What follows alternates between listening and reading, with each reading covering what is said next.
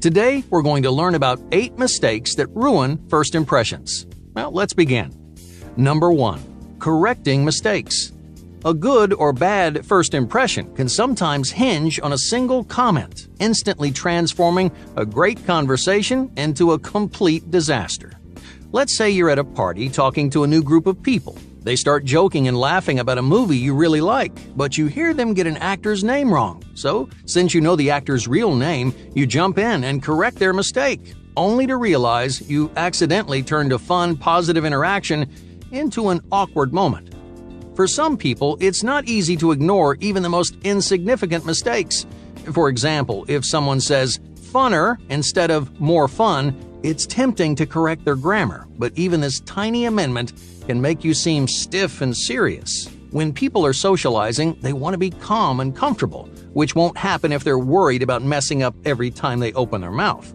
This prevents them from setting their anxieties aside or opening up when you're around. Instead, you should let people know that it's okay to mess up around you. People are often very aware of their mistakes and don't need you to make them feel any worse about making them. So one of the best things you can do is carry on like nothing was wrong, which keeps things light, positive, and fun for everyone involved. Number 2. Forgetting names. When you meet someone for the very first time, the conversation often starts with the same tired ritual. You say something like, "Hi, I'm Peter." They respond with, "I'm Patrick, nice to meet you." And you habitually respond, "Nice to meet you too." Now, for most people, it feels like the conversation really starts after you've gotten that out of the way. But those formalities give you one very important piece of information which can completely change how well the conversation goes. So, as a little test, try to remember the name of the other person in this example. Chances are many of you completely spaced out, which means you may be doing the same thing in real-world scenarios. I can tell you from personal experience that remembering names definitely does not come natural to everyone. However, by remembering and repeating someone's name, you become significantly more memorable because the other person will take the time to remember your name too. Now, incorporating their name also has a few added benefits, like showing the other person how invested you are in the conversation. But are there any tricks you can use to make sure you don't miss any more names? Well, in my experience, the most effective trick is also the easiest. So the next time you're stuck doing the usual pre-conversation ritual and they say, "I'm Patrick, nice to meet you," respond with, "Nice to meet you too, Patrick." By simply tacking on their name, you'll not only have an easier time remembering what it is, but it will also let the other person know that you're giving them your complete attention. Number 3 is humble bragging. Imagine you just sat down at a coffee shop, about to enjoy your favorite drink and listen to a podcast on your phone when a man at the table next to you strikes up a conversation. You've been trying to meet new people, so you give the guy a chance, but he won't stop talking about how busy and chaotic his life is. He goes on and on about how he's got a demanding job and how he's been forced to lead a team of designers for his company. Almost immediately, you find yourself looking for a way out of the conversation. So why did this interaction go so poorly? This guy made a common mistake that completely ruined his chances of making a good first impression. By talking about his busy job, he was doing something called a humble brag. Humble bragging is when you seem to be sincere and modest, but are actually just gloating about how action-packed and important your life is. Now, most of the time, people will humble brag when they want to impress you or win you over, because they think humble brags make them seem confident and cool. The truth is, more often than not, humble bragging leaves their new acquaintance with a bad taste in their mouth. Even with the best intentions, these comments almost always fail because they seem like an attempt to prove how superior you are, which consequently makes the other person feel inferior.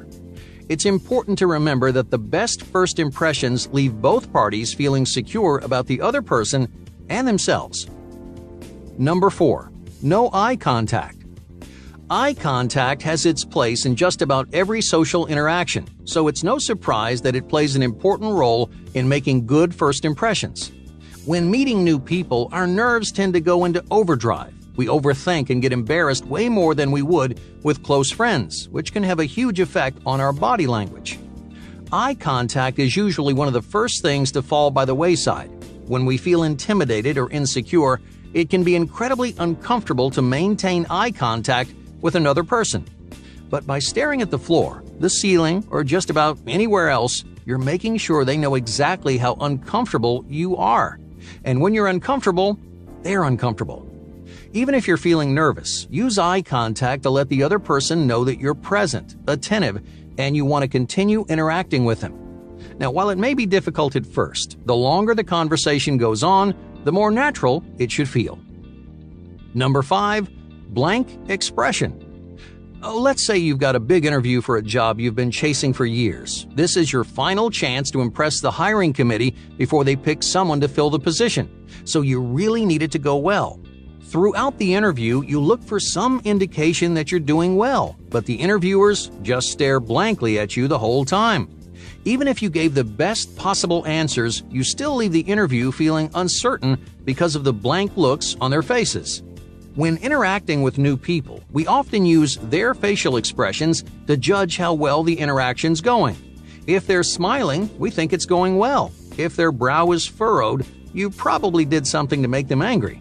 But nothing is worse than a blank expression because it tells the other person one of two things.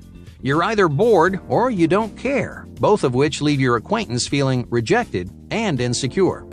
So, whether you're talking to a potential employer or just some random person you met at the store, use your facial expressions to tell them how you think the interaction's going. Number 6 is limp handshake.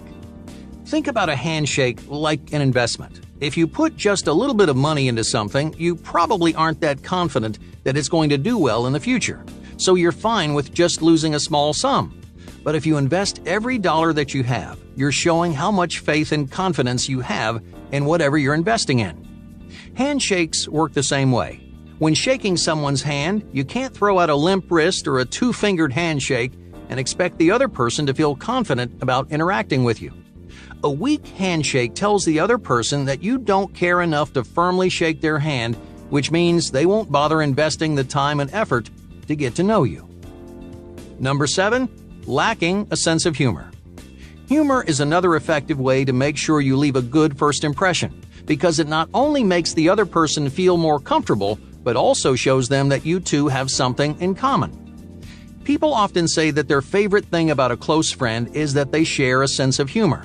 Maybe they make each other laugh or just enjoy the same kinds of jokes, but the point is that people who have similar senses of humor can have a good time together. So if you have no sense of humor or take things too seriously, people won't see you as someone they'll enjoy spending their time with. To make sure this doesn't happen, show them your sense of humor right off the bat. Now, of course, you shouldn't go overboard and start telling crude jokes, because then you might end up insulting them or scaring them away. Number 8. Invading their space. You might be accidentally ruining your first impressions by sitting or standing too close. According to a number of anthropological studies conducted by Edward Hall in the 1960s, there are many different levels of personal space, ranging from intimate, which is for family and friends, to public, which is meant for complete strangers. When you first meet someone in a formal setting, like a hiring manager or a new boss, you want to be in the social zone, which means you should give a minimum of 3 to 4 feet of space. If you're meeting someone at a party or any other informal setting, you can get a bit closer, but always try to leave about 2 feet of space to make sure you aren't invading their personal bubble. By encroaching on their space, you're making other people feel uncomfortable and anxious around you because they don't know you well enough to feel safe when you're sitting or standing so close. Even if you're just trying to be friendly, invading personal space can come off as aggressive, irritating, and inappropriate. So be sure to give people their space. It might just land you a job, a friend, and even a relationship. Thank you for watching.